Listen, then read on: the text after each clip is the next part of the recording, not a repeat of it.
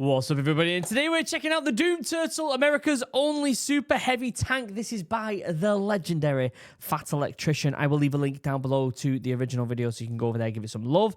I'd be very, very surprised if you're not already subscribed to the Fat Electrician, but I recommend you go and do that either way. Before we get started, though, check out Chug, 10% off, link down below. I can't show you the inside of this because it's got me water in it, but this is an amazing drinking vessel. If you are like me and you want something that will last you a lifetime, you can get 10% off, link down below. Handmade here in the UK with sustainable materials by a small business. You can't get any better. Comes with a free bag, so you can protect your chug, and you get free customization. The thing's absolutely legendary. I don't know why you wouldn't do it. Also, check out Morale, my new business. I've been working really hard on this. The latest update is all the clothing, like this hoodie right here, and the t-shirts have arrived. They're all stacked in the other room, ready to go, ready to be sent out. And the drink is scheduled to be developed on the 25th of August. So that's when the first cans will go through the factory. And I'll be there to see it, which is really exciting. And then a few days after that, we'll get all 3,000 cans delivered here in the office. And I've got to pack them all by hand myself and send it out to the Kickstarters. And then they will go live, general sale for everybody else, which is very, very exciting. Go and follow the Instagram. I'm doing this thing right now where everyone who follows, well, not everyone, the majority of the people who follow the Instagram, I give a shout out. So Jam78Chi, Doolio3, VictX, Ria, Sev, Just Chillin, Rogue, 726, Son, TTT, KKTI, load some more, Life Wicked, EG Soul, Reaver, Intergalactic Dies, Sergian Co 01, Dead Gens. If you want to follow, if you want to go follow Drink Morale and be one of these people, and I'll give you a shout out as well. Or at least I'll try and give you a shout out. There's a lot of people that are doing it. We're currently at 726 followers, and I'm trying to get it to 1,000. So please help us out with that. Okay, is that all I've got to say? No, it's not. No, it's not. Actually, it's not. Battlefield 6 open beta starts on Thursday for me. I get early access. I will be playing it here on the channel on Thursday live. I'll be live most of the day. I think I'm going to go live at like, I don't know, I'm thinking like 4, 5 o'clock. And I'm going to be live for a decent period of time. Like, we're going to be going live for a long time. Okay, it's going to be really good fun. I'm really excited. It looks really, really good, doesn't it? So I don't know whether when this video goes out, it'll already be there, but there should be like a scheduled live stream. If there isn't, subscribe, turn on notifications. You'll find out when I'm going live. It's very exciting. I'm really, really, really excited. Other than that, that's it. Let's watch some Fat Electrician, shall we? Sometimes I like to read several books, get in contact with historians that are experts on the subject, and make a pretty serious video. And other times, I like to get completely unhinged and rant about some stuff that I think is funny. And by sometimes, I mean today, right now. Today we're talking about my favorite. I wonder where he came up with the duck for his logo and the name The Fat Electrician. Where did he come up with that stuff? Where did he come up with that stuff? Someone must know. Someone give me the Fat Electrician lore. Someone give me that, okay? Tank, ladies and gentlemen, America's only super heavy tank, the T-28, aka the Doom Turtle. Wow, that's a big one, I isn't said it? this is my favorite tank, which is a completely unquantifiable metric. Despite that, somebody in the comments is still going to tell me that I'm wrong. So if you think I should have a different favorite tank, go ahead and tell me about it in the comments below, and maybe I'll do a video about that one too. Okay, just to be clear, when it comes to me and things like tanks and planes and guns, favorite is not the best, it's not the most impactful, it's not the most historically relevant, it's just the coolest / dumbest one around, and in my opinion, this is it. So let's go. That makes complete sense. I feel like my favorite vehicle at the moment is the Bradley, because it's just absolutely dominating Ukraine. But favorite tank, I don't know if I have a favorite tank. What's your favorite tank? Let me know in the comments. Also, part of me just wants to explore the office of the Fat Electrician. Like, I want to know what guns he's got in his safe. I want to look at his books on his shelf. I want him to do a tour. If you're watching this, mate, do an office tour. Put it on your Instagram or some shit. Because I kind of want to just have a look around. It looks like you got lots of really cool things. Is that a Benelli behind him? Shotgun? No, it's not, is it? It's not. Is it? No, it's not. It's not. My screen's quite dark. I have my screen quite dark just because I've already got so many lights around me. Ahead and get into this right after an awkwardly relevant word from our sponsors. This video is brought to you by War Thunder. They've got over 2,500. Okay, so I can't usually do sponsors. I don't usually watch sponsors, but I've actually done War Thunder before. Have I? No, I've done the tank one. I've done the tank. I can't do this one. I can't watch it. Is it the same thing?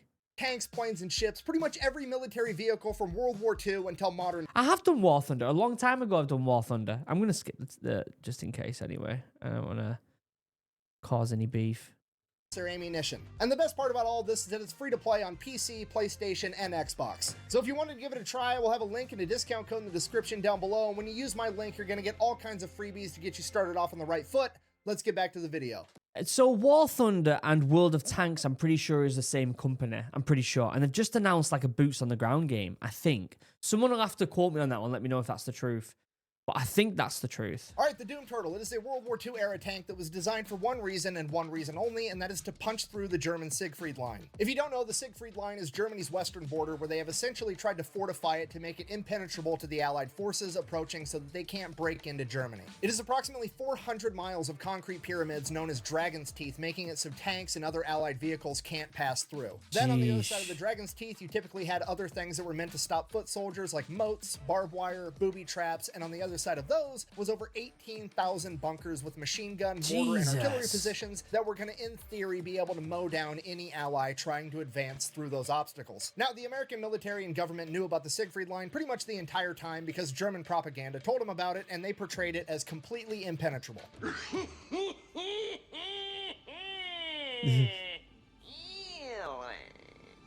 So the American military in 1943 is like, okay, we're going to come up on the Sigfried line eventually. Let's go ahead and get a plan in the works on how we're going to address it once we get there. Now, clearly, that plan should not rely on tanks, right? I mean, that's kind of the Sigfried line's entire MO. It was designed, built, and implemented with the sole purpose of stopping tanks. We should probably do anything other than use tanks, right? Wrong, completely wrong. American engineers got told the Germans built an impenetrable tank fortification, and they're like, fucking bet, we'll see about that. We're gonna. It makes me wonder, how long did it take the Germans to actually build that line? Like, that must have taken them a long time to get that squared away. Like, a long, long time. Surely. Build a bigger, better tank that's gonna drive right fucking through it. Fuck yeah! So the engineers got to work this. What's that film called? It's with the puppets in it. Oh, it's so good. What's it called? Team America. If you've not seen Team America, go watch that film. It's absolutely brilliant. Right fucking through it.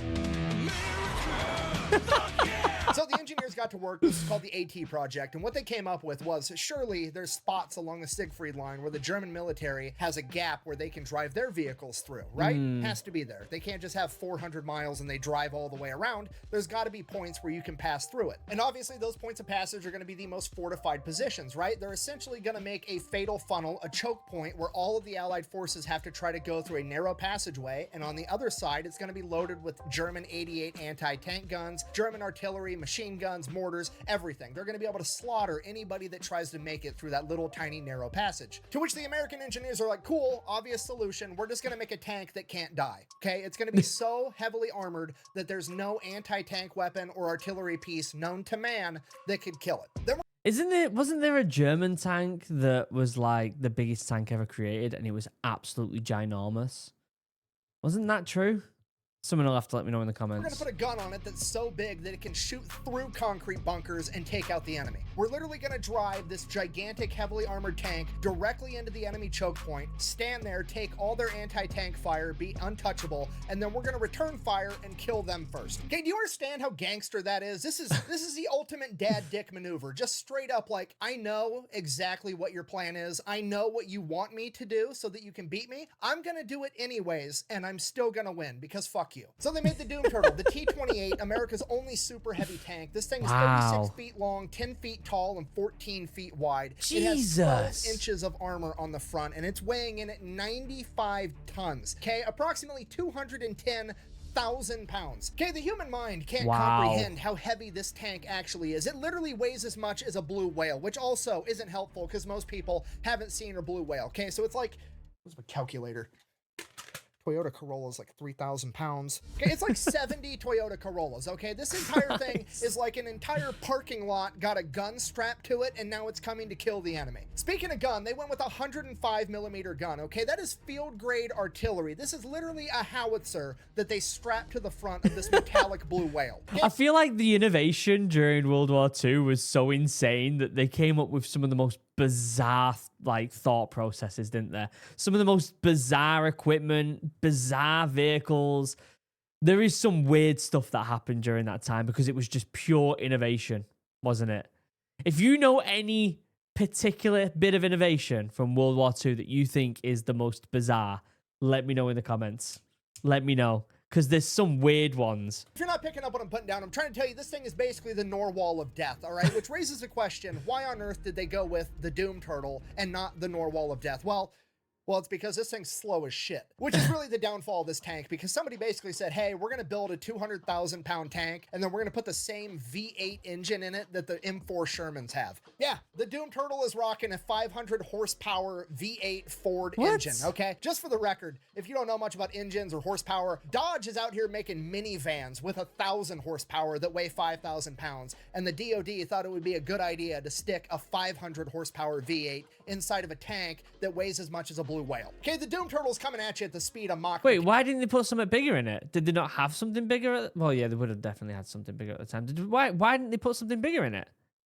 Space? Weight, maybe? But that makes no sense. Pedal to the metal, balls to the wall. This thing maxes out at 8 miles an hour. So clearly they're going to have to transport this thing all the way to the Sigfried line, right? If they land this thing on a beach in Normandy and let it drive all the way across France, it's going to take like 3 years to get there. Yeah. And this is actually why the Doom Turtle has a unique look of having 4 sets of tracks instead of just 2 very wide sets of tracks like a normal super heavy tank would. And that's because those 2 outermost tracks come off and separate from the Doom Turtle, allowing it to be easier to transport, both because now the Doom Turtle isn't as wide and it comes apart in 3 separate chunks, making it all weigh significantly less than the original 95 tons. So they've got it all figured out, and by 1945 they start manufacturing these things. Originally they're planning on making 25 of them. They figure that'll be enough to punch through the Sigfried line, but they build 2 prototypes first. So they get those prototypes built, then they're testing the first one, and the V8 engine that's trying to move 200,000 pounds obviously catches fire, burns out the entire inside of the tank. The entire thing is essentially a total loss. And while that was going on, the Allied forces managed to penetrate the Sigfried line. How on earth did they do that without the Doom Turtle, you ask? Well, A, the Sigfried line wasn't really all it was cracked up to be, according to the German propaganda. It definitely was not impenetrable. It was undermanned. It just wasn't as good as it was made out to be. So they just went and they sent out recon, and they found a couple of spots where they weren't well covered by like artillery and machine guns and booby traps, and then they just put a bulldozer out and pushed dirt over the top of the Dragon's Teeth, and then drove right over the top, got behind enemy lines, and took everybody out. Yeah. Wait, who did that? Who is it that Allied forces? So it must have been what? Britain, maybe France. Who else did that then? The Germans spent God knows how much money and man hours building this 400-mile stretch of concrete booby traps, and they got outdone by a couple of rednecks with a bulldozer. Oh no, so it was the Americans then. It was the Americans. So because of that, I thought he meant like American Allied forces. I thought that's what he meant. Turtle simply just wasn't needed anymore, so they stopped the project. There was one surviving prototype. They gave that over to Aberdeen Proving Ground, and they used that basically as a giant weight to test transportation equipment because, well, it was the heaviest tank they had, and if it could move the Doom Turtle, it could move anything else, so they used it for that for a little while. Then, one day, somebody just parked it in a field, and everybody forgot about it. A little while after that, people started asking questions. Historians, the public, museums, like, hey, where's that badass tank? We want to preserve it. We want to save it. It's a part of history. We want to stick it in our museum. Let me have it so I can take care of it. And the army is like, I don't know, bro. We lost it. Okay, now on one hand, to be fair, I'm pretty sure I know. How'd you lose a tank that big? How'd you lose a tank that's probably in like... I'll tell you how you lose it. Someone like Jeff Bezos buys it and makes it into a coffee table. You know what I mean? Exactly how this happened. They just like had a couple of dudes go park it. They made it take all day. They parked it off in a field. Those dudes like retired. They left. They moved on. Yeah. And then nobody remembered where it got parked. Okay. Like I'm sympathetic to that. I understand how it happened. But on the other hand, How the fuck do you lose a 200,000 pound tank that there's only one of? Like, I would understand if you were like, oh, hey, we misplaced a Sherman tank because America made like 50,000 of them, right? But no, this isn't a Sherman tank. It's twice the size of a Sherman tank, and there's only one of them, okay? You could park it in a parking lot full of tanks, and you would still be able to find it. How on earth did you manage to lose a blue whale with a gun attached to it, okay? Dude, where's my car? Where's your car, dude? Dude, where's my car? So that's it. It's just gone. It's MIA for the next 27 years. Nobody has any clue where 27 this thing's at. years? And one day, some hunter is out in the woods near a military base hunting, and he's like, hey, there's a fucking tank sticking out of those bushes. It's like the biggest tank ever as well. Imagine being a hunter being like, what is that monstrosity? Christ almighty. Dude, there's your car. Yeah, you guys thought I was being silly earlier with that War Thunder ad, didn't you? When I stuck a couple of bushes on this giant tank and pretended like that was going to conceal it. Well, history is on my side now because this bitch was incognito for 27 years because it had a couple of bushes on it. What now? So the hunter goes to the army. He's like, hey, I found this weird looking tank in the bushes. And they're like, oh shit, we've been looking for that thing. So the army then takes the tank. They give it to a museum in Fort Knox. So it's on display there for a little while. And then they decide that they're going to move it from Fort Knox to Fort Benning or Fort Moore, Freedom, whatever the fuck it's supposed to be called now. The home of the infantry. They decide they're going to move it to the infantry museum. What's going on with the naming situation? Is that all been fixed now? What's going on with the naming situation with these military bases? I feel like they're naming them every 2 seconds, aren't they? Renaming them, changing it, adding someone's name to it, taking someone's name off. Christ. At the home of the infantry. So they throw it on the HET trailer, the heavy equipment trailer, and they tow it all the way to Georgia. While they're towing it there, apparently they take a turn too hard and it breaks the chains off the HET trailer and the entire main cab of the tank flies into the ditch. Now, granted, it was just the main cab of the Doom Turtle, so it didn't have the 2 outermost tracks, which is like a significant amount of weight, but still, the main cab is 60 tons flying off your trailer into the ditch, so that's terrifying. Obviously, the Doom Turtle, completely fine. The paint got scuffed, no big deal. Get it back on the trailer, they get it where it's going. Now, here's my issue. I know for a fact that there are pictures of the Doom Turtle in a ditch somewhere in Georgia. I need those pictures. Someone has them on their cell phone. This happened in like 2017, 2018, 2019, somewhere around there. I know one of the drivers in that convoy took a picture of it with their smartphone. It has to have happened. I want that picture for history so I can get it to the museum, okay? Get me that picture. What are you waiting for? Chinese New Year? Go, go, go. Sorry, so that's it. That's the end of the story. They get it to the National Infantry Museum, and that is where it is on display today. So in conclusion, that's my favorite tank for literally no reason other than it's completely ridiculous and I think it's funny. And it didn't even get used. It didn't even get used in combat.